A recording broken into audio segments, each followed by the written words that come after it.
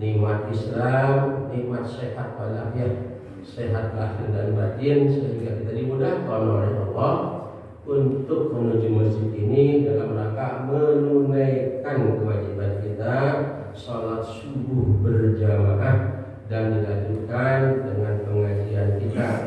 Ini insya Allah oleh Allah dijadikan catatan amal soleh untuk kita semua. Amin ya Allah ya Rabbal Alamin. Sholawat dan salam semoga disampaikan pada junjungan kita Nabi besar Muhammad Sallallahu Alaihi Wasallam. Sebagaimana biasa Bapakku, saudaraku, sebelum kita melanjutkan kajian kita bersama-sama berdoa terlebih dahulu, wabil khusus untuk orang tua kita yang telah mendahului kita, tentunya guru-guru kita, saudara kita ya. Kalau nggak ngaji lupa kadang-kadang untuk orang tua ya. Itu doakan.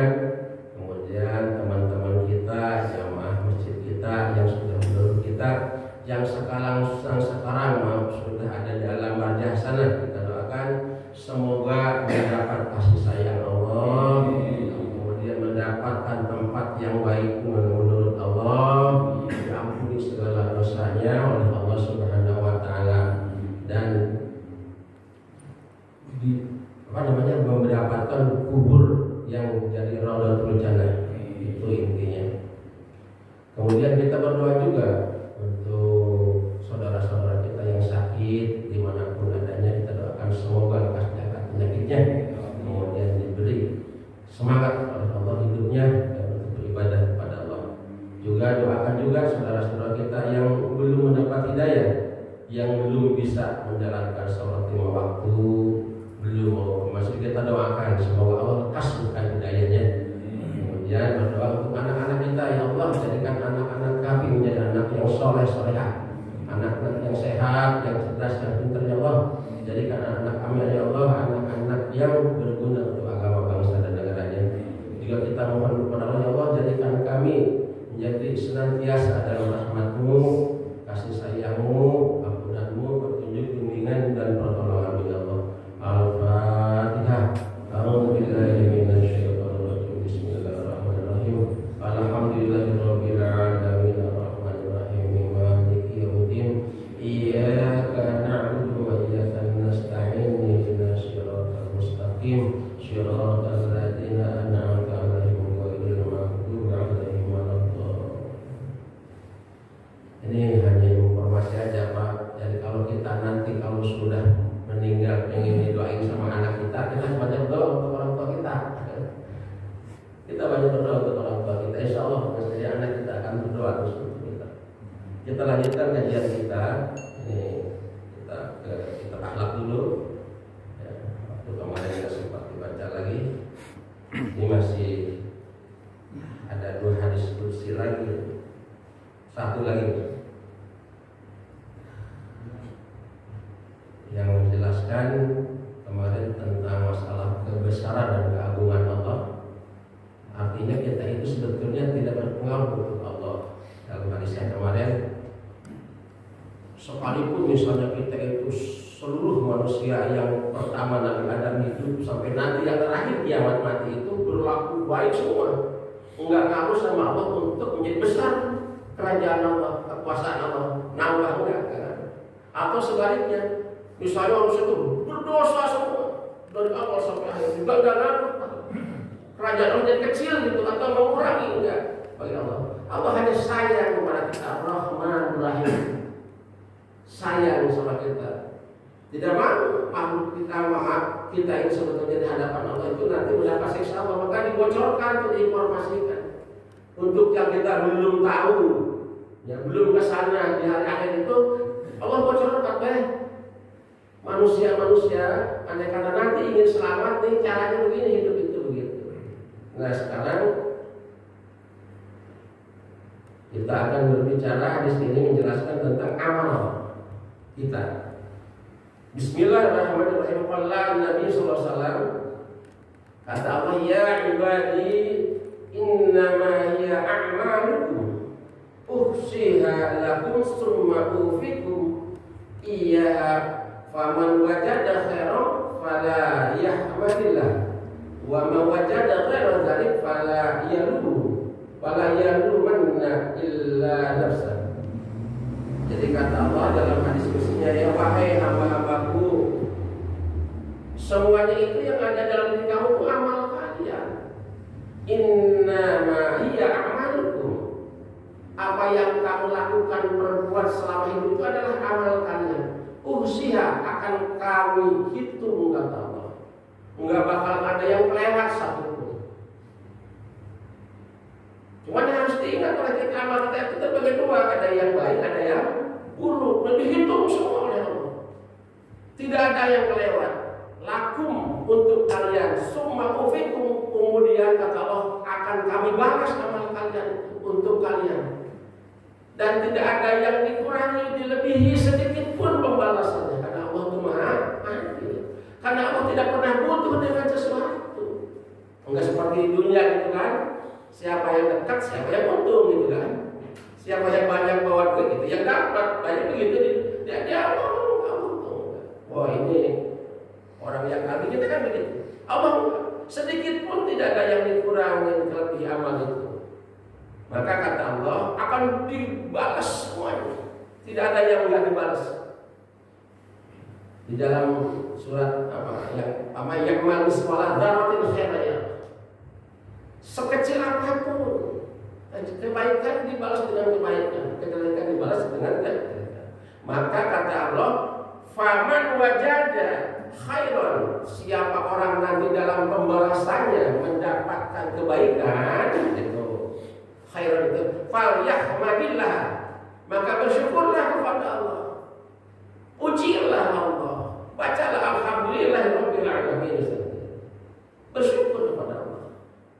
Karena kebaikan itu datangnya dari yang namanya kebaikan itu datang dari Allah. Kemudian waman wajada, dan siapa orang menemukan ghair dzalik, selain dari itu, maksudnya selain dari itu artinya kejelekan, dibalasnya itu kejelekan oleh artinya apa? Yang kita melakukan kejelekan. Apa? Fala yalumanna, jangan sedikit pun kamu mencela kepada siapapun, illa nafsa, kecuali kepada dirimu sendiri. Nah, yang namanya kejelekan datang dari diri kita sendiri. Enggak boleh kita menyalahkan itu, menyalahkan yang lain, menyalahkan Allah ketika kita mendapatkan siksa itu. Karena Allah sudah memberikan tuntunan dan bimbingan dalam hidup kita. Nah, maka oleh karena itu, ini merupakan salah satu hadis untuk mengevaluasi diri kita, introspeksi diri kita. Karena pada hakikatnya kita ini, hidup ini kita tidak pernah lepas dari pantauan Allah. Semuanya tercatat. Yang kemarin kita baca kita bahas di dalam Al-Quran itu, kita ini kan ada 4 malaikat yang membimbing kiri kanan, raqibah, di depan belakang malaikat yang terus mengikuti tentang perjalanan kita. Apa yang dilakukan oleh kita? Kita tidak bisa lepas. Cuma kadang-kadang kita lupa dibimbing oleh malaikat raqibah, tukang nyatat yang baik, nyatat yang jelek itu. Nah itu akan kita menjawab. Jadi akhirnya apa? Hidup itu nggak cuma-cuma kita itu. Nikmat Allah ini. Jadi kita itu Allah itu memberikan nikmat kepada kita dan tergantung kita. Nikmat itu kan digunakan untuk apa? Padahal Allah udah kasih itu ada kawasan hati-hati. Hati-hati hamba-hambaku. Summa tus'aluna yawma idzin 'anil na'im. Nanti nikmat itu akan ditanyakan oleh Allah di yaumil akhir itu. Yaumil idzin itu hari akhir, hari kiamat kan. Akan ditanyakan. Fulan, kamu dikasih hidup 80 tahun, itu umur kamu digunakan untuk apa saja? Ditanya. Fulan, kamu dikasih kuping untuk mendengar 80 tahun, digunakan untuk apa itu kuping? Fulan, kamu dikasih mata melihat 80 tahun, digunakan untuk apa? Ditanya. Kamu dikasih tangan 80 tahun, itu digunakan untuk apa aja tangan kamu?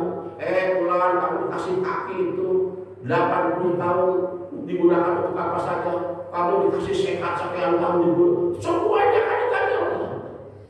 Akan diminta pertanggungjawaban. Nikmat ini harus diperhatikan oleh kita karena semuanya pada hakikat titipan kita. Semua harta kita akan ditanya itu oleh Allah.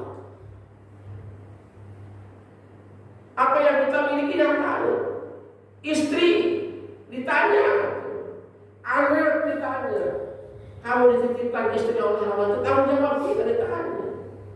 Kenapa istri kamu itu tidak sholat, tidak puasa? Kenapa istri kamu itu tidak bisa bacaan sholat, baca Quran ditanya? Anak juga begitu. Kalau istri nggak bertanggung jawab kepada kita, anak nggak bertanggung jawab kepada kita yang bertanggung jawab. Ini yang kita tanya. Nah, ini merupakan amal kita. Ingat, amal kita itu ada dua, amal yang baik dan amal yang tidak baik. Ini harus berlomba. Makanya kita harus banyak untuk muhasabah amal bahasa. Muhasabah itu menghitung-hitung. Selama hidup hari ini saya 24 jam dipakai tidur berapa jam, dipakai kerja berapa jam. Kerja itu termasuk amal. Kalau kerjanya kita sesuai dengan aturan Rasul, ikhlas, niat untuk menafkahi istri dan anak, itu dapat pahala kita. Itu amal soleh nanti masuknya. Pada amal yang baik. Nah, kalau kerjanya dari rumah udah niat, hari ini tidak ada kesempatan saya untuk ngutak-ngatik hitungan, untuk ngutak-ngatik program, untuk ngutak-ngatik jatah, untuk ngutak-ngatik itu udah berdosa dan apa. Tapi kalau masalah dosa sebelum dilakukan oleh orang tua itu belum catat malaikat arti itu. Tapi kalau niat kita baik, saya lillahi ta'ala, hari ini ke kantor mau kerja benar-benar menafkahi, itu mau dicatat. Itu hebatnya Allah. Baiknya Allah kepada kita. Ini hadis ini ya memberikan semacam sinyal kepada kita. Kita harus setiap saat introspeksi diri. Amal kita itu. Banyakan mana waktu yang dipakai oleh kita? Banyakan dipakai ngobrol, banyakan dipakai zikir, baca Quran. Nah itu ditanya soal nanti. Mudah-mudahan kita ya terus memperbaiki diri, memperbanyak, memanfaatkan sisa umur ini untuk kebaikan. Itu data hidup kita itu nggak ada yang tahu, Pak ya. Yang nggak ada yang tahu. Makanya saya sering tahu itu begitu. Ada yang wah hebat, masih muda. Yang kata Allah mati mati, tetap mati. Yang pada sakit di rumah sakit, udah tua renta, masih hidup banyak saudara semua. Itulah umur. Ya. Nah, hadis berikutnya. Bismillahirrahmanirrahim. Ar-Rahimun yarhamuhumur rahmanu tabaraka wa ta'ala. Irhamu man fil ardi yarhamkum man fis samai. Jadi kata Allah, hei manusia hamba-hambaku, ar-rahimuna, orang-orang yang pengasih, orang-orang yang penyayang kepada siapapun, terutama kepada keluarganya, kepada istrinya, kepada anaknya, kepada orang tuanya, kepada saudaranya, kepada tetangganya, kepada temannya, kepada siapapun, dan menyayangi makhluk selain manusia itu. Maka kata Allah, yarhamuhumur rahman, kalian akan disayang oleh Allah yang maha pengasih, maha rahman.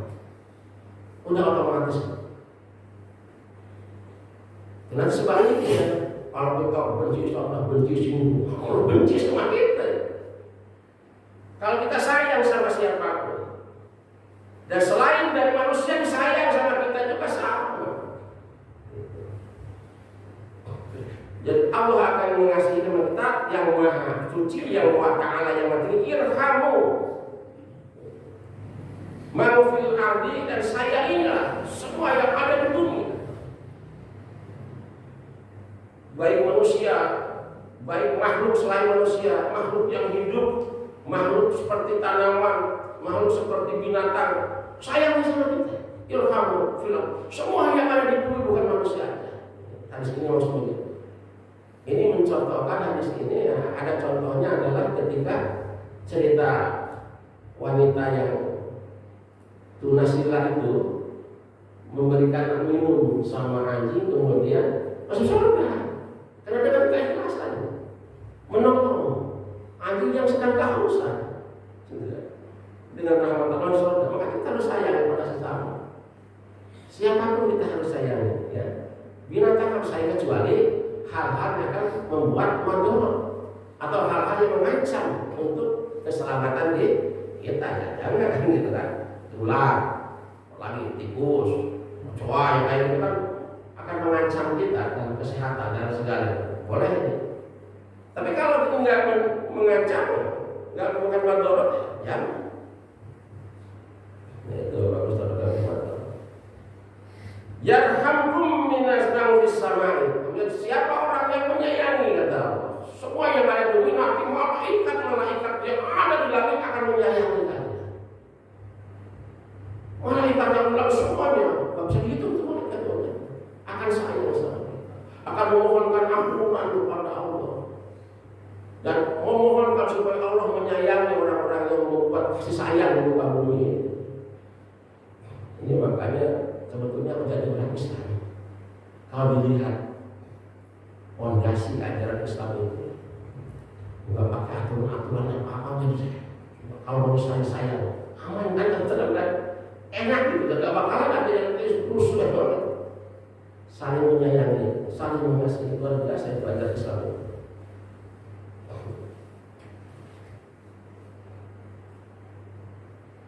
Maka Allah itu Rahman Rahim, Maha Pengasih dan Maha. Kita harus juga sebagai hamba menjadi hamba yang penyayang. Ini jadi penyayang itu adanya di dalam dada kita. Makanya penyayang itu merupakan dari cerminan hati kita, cerminan keimanan. Intinya semuanya dari sana sumbernya itu, dari qalb, dari hati kita. Bagaimana cara kita supaya menjadi orang yang baik, menjadi penyayang tadi, menghormati orang, membantu orang, menolong orang, ya ini dibenahi sama kita. Diri kita, iman kita harus dibenahi. Karena akan lahir dari situ. Dengan cara apa membenahi iman? Yaitu dengan saling mengingatkan seperti ini. Dengan banyak istighfar, memperbaiki sholat kita terutama. Itu sholat itu adalah, boleh katakan multi pendidikan di dalamnya itu. Multi edukasi pendidikan dalam ini. Orang-orang pengen baik seperti yang baik semua. Luar biasa sholat itu. Nah itu bab yang kemarin sudah selesai. Kita beralih ke bab yang berikutnya, bab kedua. Bab ini akan menjelaskan tentang amalan yang terbaik untuk kita lakukan. Bismillahirrahmanirrahim. Qala Nabi sallallahu alaihi wasallam khoslatani la syai'a afdalu minhuma al-iman billah wa nahul muslimin. Dua perkara yang tidak ada yang tidak lebih baik di dua perkara itu. Maksudnya dua perkara itu tidak ada yang menandingi kebaikannya pada dua perkara. Apa? Minhuma dari dua perkara itu. Pertama al-iman billah, beriman kepada Allah. Yang kedua wa naf'ul muslimin, orang yang memberikan manfaat untuk orang-orang Islam, bermanfaat untuk orang Islam yang lain. Dan bawaan nas bermanfaat itu tadi. Yang pertama iman. Iman ini adalah pokok dasar dalam kehidupan manusia. Sumber dari kebaikan adalah iman. Sumber untuk bisa menjaga tentang perbuatan-perbuatan yang tidak baik adalah iman. Apa itu iman? Iman itu keyakinan ada di dalam hati ini. Tapi keyakinan kita kepada Allah bahwa Allah itu ada, bahwa Allah itu sang pencipta, bahwa Allah itu yang menghidupkan, Allah yang mematikan, Allah yang mengatur semua urusan manusia di dunia dan di langit. Semuanya Allah yang mengatur. Tentang rezekinya, tentang bahayanya, tentang apanya pun tidak ada yang lepas dari pantauan Allah. Itu harus yakin kita. Dan yakin Allah itu akan membuat tempat nanti untuk kita kembali kepada akhirat. Yakin Allah akan membuat balasan untuk kita semua. Itu namanya iman. Kemudian yang mendorong kepada kita untuk berbuat, berusaha berbuat yang baik, berusaha meninggalkan yang jelek-jelek. Yang tidak itu namanya iman. Bukannya yakin percaya Allah ada tapi tidak sholat, Allah ada dan puasa, tidak, bukan itu. Iman itu kita berusaha mendorong dirinya untuk melakukan perintah Allah dan menjauhi larangan Allah. Itu iman. Makanya sering saya sampaikan iman itu ada di dalam dada di sini. Kenapa? Karena fungsinya untuk mengontrol atau menjadi filter. Filter apa? Filter nafsu. Iman itu di tengah, nafsu itu di bawah, perut ini nafsu, ke bawah itu nafsu. Jadi orang yang rakus itu karena punya perut dan punya kemaluan. Kalau nggak punya perut, nggak punya kemaluan, nggak rakus orang. Nafsu di situ. Nah di atas adalah kepala ini ada otak, tempat ilmu. Itu luar biasa Allah menciptakan kita dengan sempurna. Biasa ditakwim dalam bentuk yang sempurna, luar biasa. Makanya iman ini harus kita bentuk dengan sekuat-kuatnya. Karena iman ini sangat fungsinya yang sangat luar biasa yang akan menyelamatkan kita dalam kehidupan di dunia dan di akhirat. Iman ini. Yang paling bahaya orang itu kalau otakmu penuh dengan ilmu pengetahuan yang luar biasa, imannya lemah, nafsunya besar. Jadi ketika nafsu mengontek otak ke atas untuk berbuat tidak baik tanpa disadari oleh iman ini yang sangat bahaya. Banyak duit, lalu pejabat, pintar, udah sikat, udah ada perempuan sana datang, wah udah Amerika ada pesawat, udah. Ini kalau imannya lemah ini sangat bahaya dalam hidup. Tapi kalau imannya kuat, nah ini akan disaring sama iman. Awas, ingat semuanya milik Allah. Itu harta kalau harta Allah. Kalau kamu berbuat yang tidak baik, Allah mengingat. Ini iman yang akan mengingatkan kepada kita. Makanya harus dipelihara iman kita. Iman itu ya jitu yang terus kata Rasul. Kadang-kadang nawa, kadang-kadang itu tergantung bagaimana kita memeliharanya. Kalau kita pelihara terus iman itu dengan banyak zikir kepada Allah, paling tidak habis sholat jangan langsung dulu pulang. Bacalah istighfarnya 33, bacalah kemudian la haula, kemudian kita berbaca takbir, baca berdoa kepada Allah, itu termasuk salah satu untuk menguatkan iman kita. Kalau mau tidur kita baca ya Quran, paling tidak ya surat Al-Ikhlas, surat Al-Falaq, An-Nas dibaca oleh kita.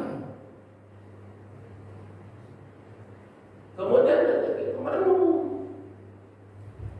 memikirkan tentang keesaan Allah, kebesaran Allah dan yang diciptakan ciptaan Allah ini luar biasa. Allah menciptakan langit seperti itu, nggak ada tiangnya, menciptakan bintang-bintang yang berkelimpahan tak terhitung banyaknya. Bergantung di mana Allah menciptakan bulan, menciptakan matahari, itu harus direnungkan oleh kita untuk menambah keimanan kita. Allah bisa menghidupkannya makhluk yang sekecil ini. Bagaimana yang bikin ini? Bisa ada hatinya, bisa ada apa gitu. Jangan-jangan kita untuk bikin itu gambar aja nggak bisa gitu. Ini iman. Nah, iman itu bisa menembus keyakinan itu adalah di luar kemampuan manusia. Seperti orang bisa percaya Rasulullah Mi'raj ke Sidratul Muntaha, di sana berdialog dengan Allah. Kalau secara logika itu nggak nyampe, tapi iman yang menyampaikan. Kenapa Rasulullah? Karena Muhammad itu bukan Muhammad tukang beca, Muhammad Sallallahu Alaihi Wasallam. Kamu yakin nggak Rasulullah itu yang bisa menyebut ke Sidratul Muntaha? Yakin. Kenapa? Dia itu adalah Rasulullah, utusan Allah, kasih Allah, yang disayang oleh Allah. Soalnya kalau Muhammad itu tukang beca, nggak setuju, nggak percaya gitu kan? Karena itu Muhammad Rasulullah yang bisa seperti itu. Itu iman yang mengantarkan. Nah itu iman. Iman yang akan mengendalikan kita dalam kehidupan kita.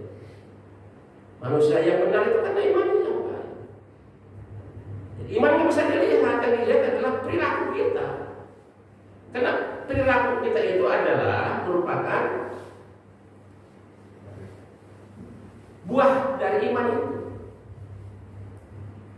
Jadi kalau kata Agi mencontohkan iman itu seperti ceret katanya. Kalau ceretnya keluar, kalau ditonggengin begini, karena gelas keluar susu, dalamnya susu pasti. Kalau teh manis ya teh manis gitu kan. Nah, kalau lihat perilaku manusia di dunia seperti itu nggak sholat, tukang adu domba, bisa nyalahin orang, pasti nggak bagus itu. Tapi kalau kelihatan orang itu orangku sopan, santun, dia taat kepada Allah, begitu dengan Allahu Akbar, hayya 'alas sholat, langsung datang ke masjid, banyak berdoa, banyak nolong orang. Nah ini berarti dalamnya bagus gitu kan. Iman. Wa naqulil muslimin. Yang kedua, yang tidak ada yang baik orang yang senantiasa memberikan manfaat untuk orang lain, untuk orang Islam yang lain. Dengan cara apa? Dengan manfaat bisa dengan cara kekuasaan, saya punya kuasa, berikan manfaat.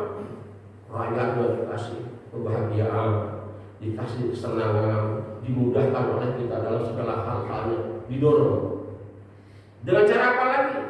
Dengan cara ucapan baik, santun, enak didengar, uang marah-marah gitu kan. Bisa juga berikan manfaat dengan petunjuk, dengan ilmu. Nah, terus dengan hartanya, dengan manfaat orang lain, dipakai membantu. Ada di sana kena musibah gempa, datang dengan sendirinya tanpa dikomando oleh orang lain, dibagikan sebagian hartanya dengan secara ikhlas, atau dengan tenaga. Ada rumah orang yang tidak punya, orang roboh, betulin, pagarnya roboh, kita betulin dengan tenaga. Ini luar biasa Pak, tingkatannya. Tidak ada lagi katanya perkara yang lebih utama, yang lebih baik, sejajar dengan iman gitu kan. Masya Allah perkara.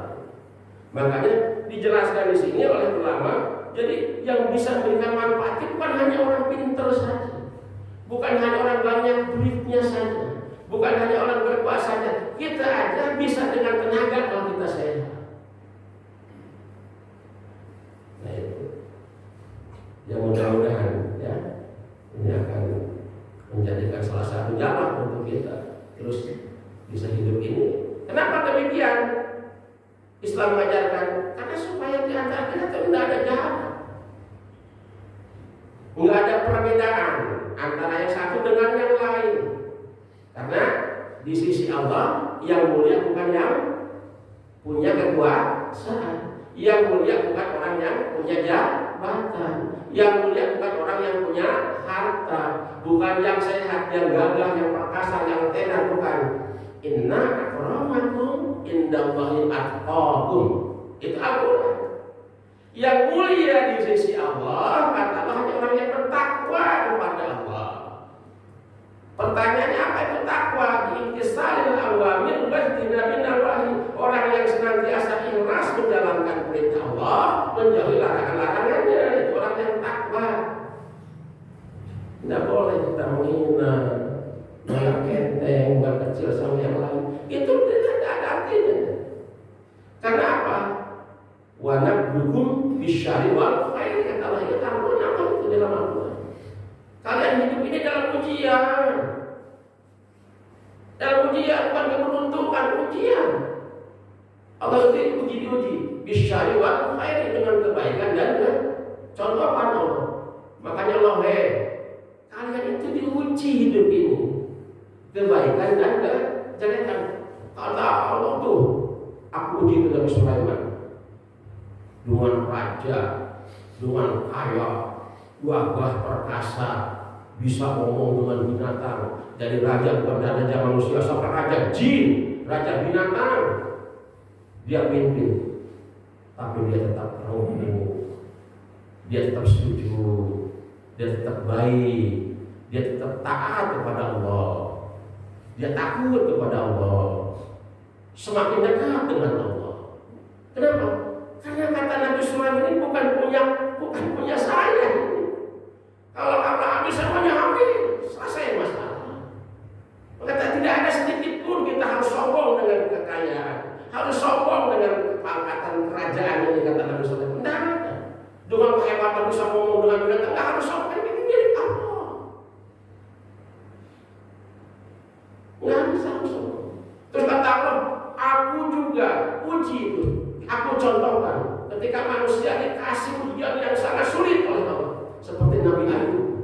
18 tahun Nabi Ayub itu oleh Allah diuji dengan sakit. Sakitnya sakit yang menjijikan, sakit korengan luar biasa, banyak bilangnya, sampai terusirlah dari kampung itu ke tempat yang jauh dari kampung. Tadinya Nabi Ayub itu orang yang paling kaya, dihabisin kekayaannya oleh Allah. Yang paling banyak anaknya cantik-cantik, ganteng-ganteng, kemudian anaknya itu dimamatkan oleh Allah. Habis semua, badannya sakit. Tapi dia diberi kesabaran yang luar biasa. Saking sabarnya, ada belatung yang sudah mau menggigit jantungnya, dia pindahkan. Apa dibalas oleh Allah dengan kebaikan? Disehatkan kembali, kata Allah, kata menyuruh malaikat Jibril, hentakan jadi bilangin sama air itu, kakinya ke bumi. Pas dihentakan keluar air yang luar biasa beningnya, yang luar biasa maksudnya. Mandi, kata Jibril, mandi sehat seketika, muda lagi, gagah lagi. Pas pulang ke rumahnya, tiba-tiba bulalang pada batangan jutaan ribuan. Pas jatuh pada mati jadi emas, jadi kaya lagi, punya anak lagi banyak. Itu balasannya. Karena hidup ini adalah ujian, harus diingat. Itu bagus sekali. Nah, ini adalah dua perkara yang paling yang harus kita perhatikan, ya. Adalah pertama iman, kedua memberikan manfaat pada orang lain. Kemudian hadis berikutnya, wa qala Nabi sallallahu alaihi wasallam, man asbaha la yanzul ma'al ahadin ghufira lahu ma jana wa man asbaha nusratal madlumi wa qad'a hajatil muslimi kana tahu ka ajri hajati mabrurah.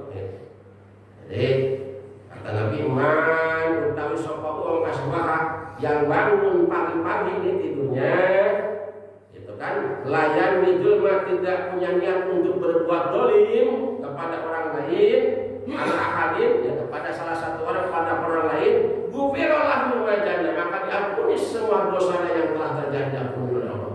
Nah, kita pagi-pagi bersyukur kepada Allah, bangun sebelum subuh ya, tidak niat untuk ke masjid, akhirnya niat yang baik kan, tidak punya itu kan diampuni. Baiknya Allah untuk begitu sama kita itu. Berbuat baik kepada diri kita sendiri, Allah yang memberikan pahala yang luar biasa. Kalau bangun pagi itu kan sehat kita kan. Kita menghirup napas dan udara yang segar, luar biasa. Ke masjid coba, luar biasa. Berjamaah, luar biasa. Kita tidak punya niat untuk berbuat, sudah diampuni dosa-dosa kita, itu luar biasa ya. Wa man asbaha, siapa orang yang bangun pagi-pagi nusratal madlumi, kemudian punya niat ingin menolong orang-orang yang teraniaya, yang zalim. Nah itu, yang dizalimi, untuk menolong orang yang dizalimi, yang teraniaya atau yang sedang kesusahan. Wa qadha hajati muslimi, dan kemudian punya niat untuk menolong orang, memenuhi hajatnya, kebutuhan orang yang sedang butuh-butuhnya. Nah itu, karena tahu ka'adri hajatin. Nah, kahijati maksudnya ka'adri hijatin mabruratin, maka Allah akan memberikan pahala sama dengan haji yang mabrur. Haji mabrur itu adalah haji makbul. Mabrur itu yang hajinya itu bisa merubah dirinya menjadi orang baik. Mabrur itu jangan salah mengartikan. Mabrur itu ketika setelah haji, hajinya bisa menasihati dirinya sehingga dirinya menjadi orang yang baik, berubah dari yang tidak baik menjadi baik. Nah itu ya. Pertama, orang yang bangun pagi, bangun paginya itu memang tidak punya niat untuk jahat, diampuni dosanya. Dan bangun pagi punya niat menolong orang. Tetangga saya kepada kesulitan anak, ada apa-apa Bu? Ini Pak, saya ini anak saya ini mau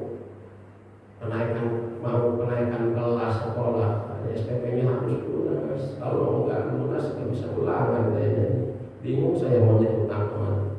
Berapa? Cuma 700.000. Ada apa sih? Gitu. Ya. Jadi istilahnya yang disebut waqadha hajat, memenuhi kebutuhan. Ada anak saya kesulitan misalnya. Kenapa? Anak saya sakit, ini harus ada beli obat yang di luar askes. Berapa? 150.000 punya kas. Yang kayak gitu, itu yang memenuhi kebutuhan orang. Nah, pahalanya akan seperti kita haji. Kalau kita haji belum tentu benar gitu kan. Dan menurut berapa sekarang naik lagi hajinya tuh. Banyak yang marah, banyak yang mau diambil itu duitnya itu oleh orang-orang. Naiknya 100% bukan naik itu misalnya. Kalau naik mungkin ya 100, 10.000, 10 sejuta, 2 juta naik. Ini naiknya 100% bukan naik itu. Mau menindas gitu ya. Itu. Jadi banyak jalan untuk kita bisa berbuat ibadah seperti layaknya yang bisa dilakukan. Pak, jangan apa merasa saya pengen umroh, nggak punya duit, gampang. Habis sholat subuh, bapak zikir, baca Quran, zikir aja, baca istighfar yang banyak sampai isya. Setelah isya lebih 10 menit, 8 menit atau 12 menit, sholat 2 rakaat, sholat isya itu pahalanya sama dengan pahala umroh yang mampu. Walaupun nggak umroh tapi punya pahala yang sama, itulah Allah. Jadi kalau bapak semuanya pengen punya pahala umroh setiap saat, setiap hari, ya itu aja lakukan. Cerita saya di Mekah itu, saya kan termasuk orang udah tua capek kalau orang yang umrohnya 7 kali, ada yang umroh 5 kali, ada yang umroh 10 kali, 15 kali. Saya umroh cuma untuk wakilin apa ya, untuk ini bapak saya aja. Kayak pulang, kamu tuh umroh itu pengen dapat tes visa atau pengen dapat pahala? Saya bilang, kalau pengen dapat pahala mah gampang. Saya bilang, kalau kamu emang susah harus kesana harus sini, ya udah aja harus sholat subuh di Masjidil Haram, kan diam aja di dalam tuh sampai sholat isya. Saya bilang, kalau dari sholat pulang ke hotel gitu kan, itu sama sebenarnya pahala kita dengan umroh. Nggak usah ribet-ribet kita sebenarnya. Saya Rasulullah dia melaksanakan umroh dan haji itu nggak berulang-ulang. Saya bilang gitu kan. Yang harus diulang-ulang itu istighfar kita, sholat sunnah kita yang harus diulang-ulang kita. Minta ampunan kepada Allah harus diulang-ulang kita. Malahan kalau kita dari sini kalau punya duit banyak, kan untuk berkali-kali umroh, tolong saudara-saudara kita. Nah, soal ke anaknya, nih untuk tolong sama kita. Itu yang benar pahala. Saya ingat almarhum itu dia, Mustafa Yakub itu ahli hadis itu kan. Haram itu orang-orang yang naik haji 10 kali, 12 kali, 7 kali. Orang-orang Indonesia itu. Sementara tetangganya kesulitan, kesusahan, langsung dia makan keras banget. Haji Mustafa. Itu. Allah itu segala-galanya. Mudah-mudahan ini adalah salah satu tuntunan untuk kita, bahwa kita ya nggak harus istilahnya kalau pengen emang tidak pengen punya pahala umroh ya begitu aja, dimudahkan oleh Allah Subhanahu wa Ta'ala. Tapi kadang-kadang karena nggak kelihatan naik pesawat kali ya, nggak gagah gitu, nggak pakai ihram gitu ya, cuma 1 orang itu. Saya perhatikan di hanya berapa orang aja, paling 2-3 orang di masjid ini yang pengen dapat pahala umroh nih. Kalau hari-hari saatnya biasanya tuh paling tidak kan harus hari Sabtu, banyak pengajian, nunggu pengajian Sabtu, langsung sholat. Sekarang ini hari Minggu sekalian ngaji dan pahala. Ya. Menjala siapa orang yang duduk di majelis taklim satu saat tidak nulis, tidak baca dengerin doang, sama pahalanya dengan memerdekakan 1.000 budak. Zaman dulu 1 budak berapa? Mungkin kalau sekarang 10 juta lah, 10 1 budak. Kalau 1.000 budak berapa miliar? Setiap hari kita, setiap 1 minggu 1 kali bisa kita ngaji. Punya pahala menyediakan sekian miliar. Terus disambung kita dengan ilmu umroh tadi pahalanya. Tapi susah kita kan? Kenapa? Karena kebaikan dijaga-jaga oleh iblis dan setan. Kita harus lawan dengan keimanan tadi. Nah itu Bapak Ibu sekalian kepada Allah Subhanahu wa taala.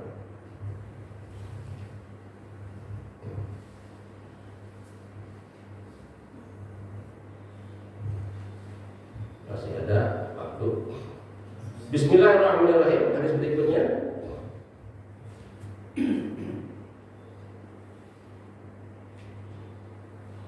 Qala Nabi sallallahu alaihi wasallam, "Ahabbul ibadi ila Allah ta'ala anfa'un nas linnas, anfa'un nas linnas, wa afdalul a'mali idkhalus sururi ala qalbil mu'mini yatrudu anhu jaw'an aw yakshifu anhu karban aw yaqdilahu dainan."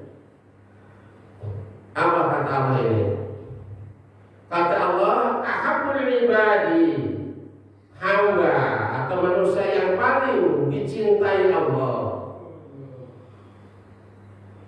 Siapa manusia yang paling dicintai Allah? Ya, kita pengen cintai Allah. Itu orang kalau sudah mendapat predikat dicintai Allah, sudah akan selamat di dunia, selamat di akhirat. Sudah pasti mendapat kebahagiaan. Siapa manusia yang paling dicintai oleh Allah? Ahabbul ibadi Allah Ta'ala anfa'un nas linnas. Ialah manusia yang paling bermanfaat bagi manusia.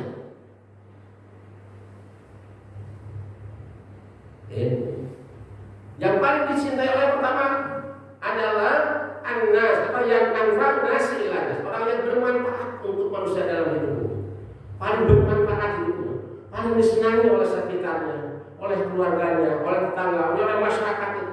Yang paling bermanfaat itu. Dalam segala hal bermanfaat. Ya, yang tadi itu yang bermanfaat itu kan.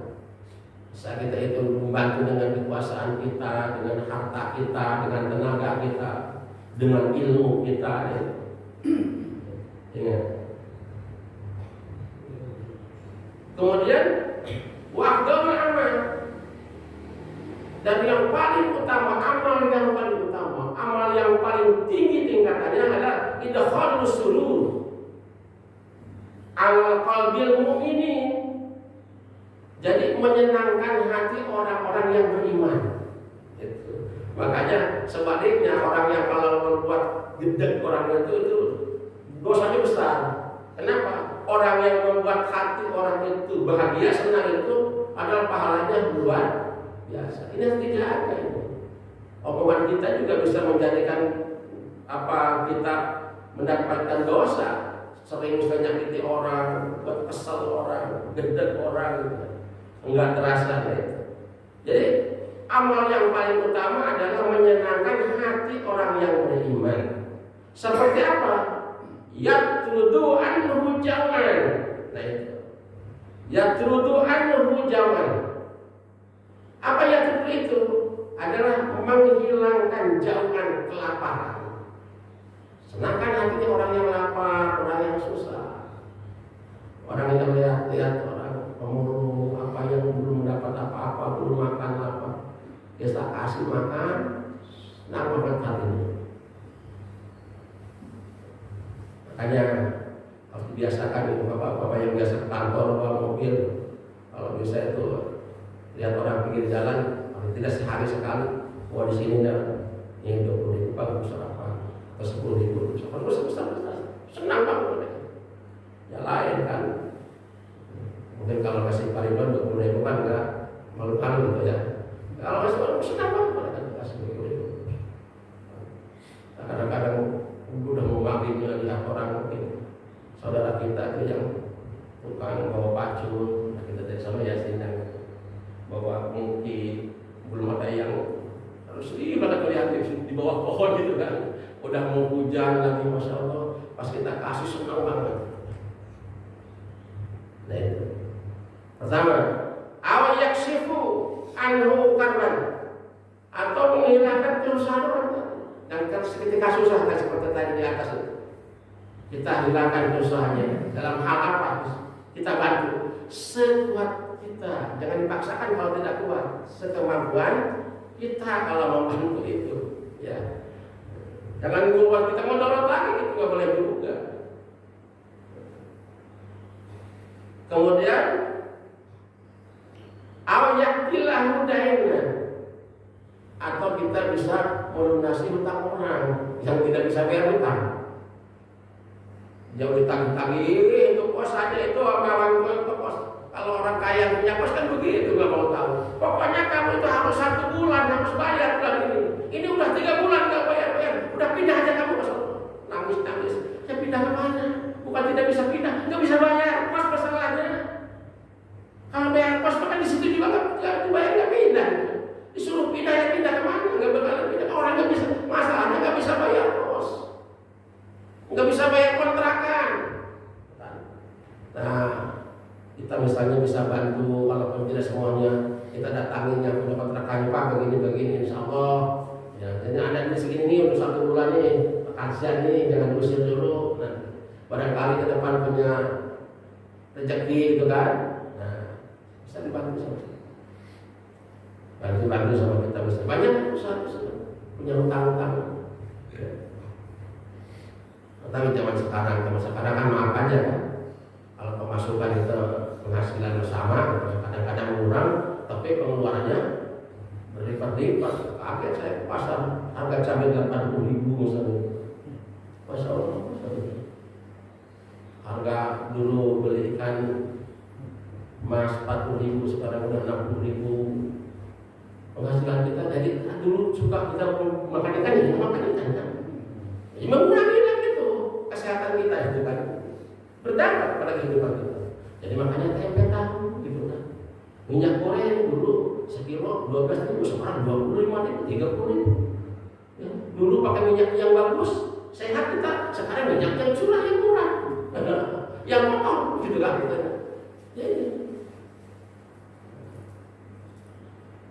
Jadi ya makanya harus banyak kita dekat dengan Allah begitu. Supaya Allah senantiasa membimbing kita, menuntun kita dan hal-hal yang tidak baik. Insya Allah kalau kita dekat dengan Allah.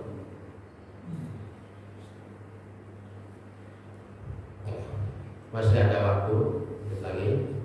Wa qala Nabi sallallahu alaihi wasallam berikutnya, wa khaslatan la syai'a akhbastu minhuma asyirku billahi wa durubil muslimin. Nah itu apa ini? Ada 2 perkara hal yang tidak ada yang lebih jelek, lebih kotor dari perkara 2 ini. Ini yang paling kotor, paling jelek. Ada 2. Apa itu? Pertama, asyirku billah, orang yang syirik, orang yang menduakan Tuhan, orang yang syirik musyrik pada Allah. Orang yang menyekutukan Allah, orang yang percaya kepada pohon ini punya kekuatan, orang yang percaya kepada batu ini punya kekuatan, orang yang percaya kepada keris ini punya kekuatan selain dari Allah, orang yang percaya, waduh saya ini bisa kaya karena punya perkutut ini, punya perkutut. Dulu sampai mahal perkutut itu kan, karena punya ini syirik. Waduh, saya bisa gagal laku ini karena punya jimat ini dari mbah ini. Wah, ini syirik, musyrik ya. Ini paling jelek. Jadi dia mempunyai keyakinan yang hebat selain dari Allah. Yang kedua apa? Wadurru bil muslimin, orang yang menyulitkan orang Islam. Dalam itu, surah bikin kesulitan menyusahkan orang Islam. Disusahkan orang Islam, mau ini susah. Mau haji aja susah misalnya gitu kan. Dipersulit gitu kan. Ini bahaya gitu. Harus ada ini, disulit-sulit. Kalau mungkin nggak bisa, kalau bisa dipersulit kenapa dipermudah gitu kan. Nah ini udah bertentangan ini. Ya dengan ajaran Islam. Ajaran Islam itu mempermudah. Harus ajaran Islam itu harus bisa menyenangkan tadi. Tidak boleh menyakiti, membuat kesulitan pada orang.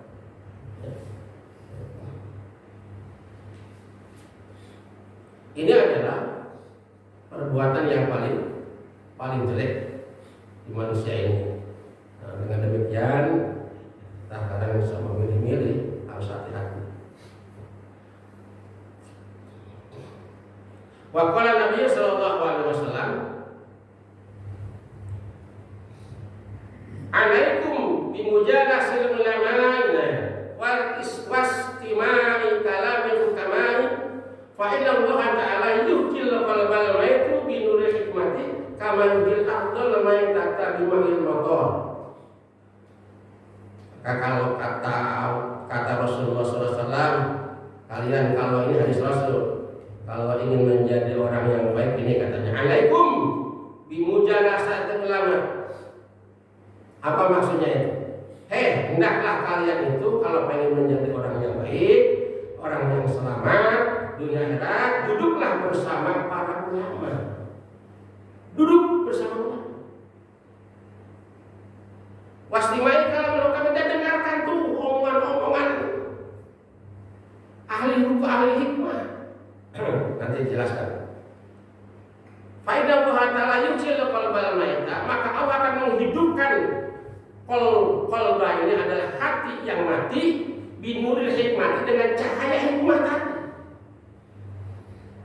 Jadi orang kalau pengen dapat hidayah harus datang ke majelis taklim. Akan hidup hati yang matinya.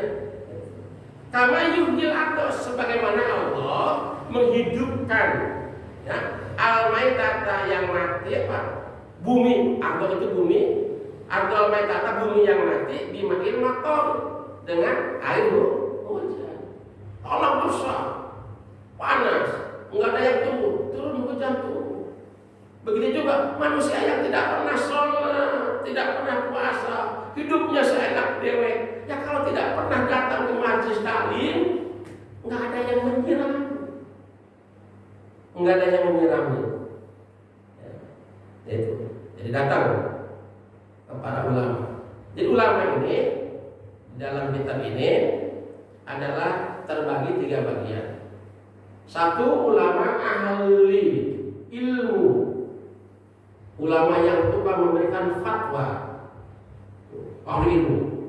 Kedua, ulama hukama. Hukama ini adalah ahli ma'rifat, ahli tasawuf.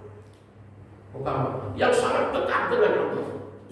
Nah, yang ketiga disebut ulama yang kubro, besar. Apa ulama besar itu? Udah ahli ilmu dan ahli tasawuf. Itu dilihat dari tingkatan ilmu dan amalnya. Ulama itu bagi 3. Tapi dilihat dari perilakunya, kata Imam Al-Ghazali, ulama itu terbagi 2. Adalah satu disebut ulama yang baik, yaitu ulama yang benar-benar lillahi ta'ala, menjalankan semua perintah Allah dengan sebaik-baiknya. Disebut ulama yang soleh, dia siap untuk menerima sanksi apapun kepada dirinya, sekalipun misalnya masuk penjara, tapi untuk menegakkan enggak. Contoh seperti yang dilakukan kepada Imam Maliki, Muhammad Nabi dulu itu ulama-ulama besar di penjara, Pak, oleh penguasa itu. Kenapa? Karena dia tidak mau tunduk kepada penguasanya untuk melakukan sesuatu yang memang bertentangan dengan ajaran Islam. Yang kedua, ulama yang pintar, ulama yang jelek, ulama yang hebat, ilmunya tinggi, tapi digadai ilmunya dengan masalah keduniaan, digadai dengan tahta, kedudukan, dengan duit. Nah itu digadai dengan itu. Ada 2. Jadi yang diikuti mana ya itu ulama yang baik, sebanyak. Itu gak bagus saudara yang dirahmati Allah Subhanahu wa taala. Ya. Jadi mudah-mudahan kita termasuk orang-orang yang terus ingin merubah diri, memperbaiki diri lebih baik lagi supaya kita menjadi orang-orang yang selamat di dunia dan di akhirat. Dekati para ulama kita, jangan dimusuhi. Ya. Nanti dia hadis berikutnya akan keterangan bagaimana kalau orang itu menjauh dari ulama akan dikasih sanksi oleh Allah Subhanahu wa taala di hadis berikutnya. Ya, dekati oleh kita ulama itu, diminta dan didengar omongannya, gitu. Diminta doanya sama kita, apalagi ulama atau ulama ulama yang besar itu yang sudah dekat dengan Allah. Itu aja mungkin untuk tafsir minggu yang akan datang. Ini sudah habis. Ya mudah-mudahan bermanfaat untuk kita semua. Kalau ada yang salah itu dari kekurangan saya, yang dari Allah Subhanahu wa taala, yang ngasih sarapan hari ini adalah Bapak Yakub. Semoga berkah lagi di rezekinya, disehatkan keluarganya oleh Allah, ditambah keimanannya, tambah khusyuk lagi ibadahnya, dan dirajinkan lagi untuk berjamaahnya ya.